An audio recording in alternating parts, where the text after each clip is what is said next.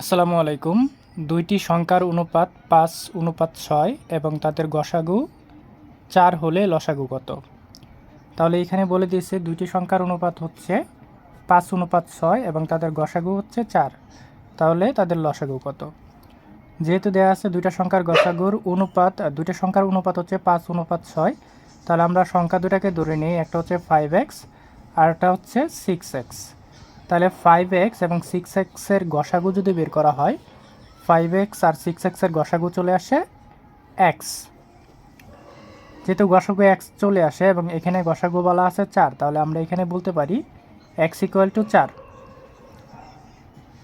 তাহলে এখানে গসাগু যেহেতু 4 চলে আসছে বা x এর ভ্যালু যেহেতু 4 চলে আসছে, তাহলে আমরা যেহেতু সংখ্যাটা ধরে নিয়েছিলাম একটা হচ্ছে 5x আর একটা হচ্ছে 6x, তাহলে সংখ্যা দুইটা দাঁড়ায় এখন হচ্ছে 5 × 4 = 20 এবং এখানে দাঁড়ায় হচ্ছে 6 × 4 = 424।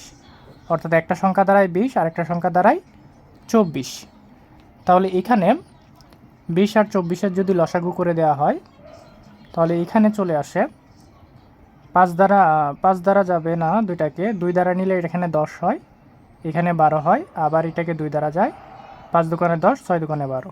তাহলে 2 দুগুণে 4, 4 5 20, 20কে 6 দ্বারা গুণ করলে চলে আসে 120। তাহলে 120 হচ্ছে তাদের লসাগু। 120টা আছে হচ্ছে অপশন গতে, তাহলে অপশন গটা হচ্ছে সঠিক উত্তর। ধন্যবাদ।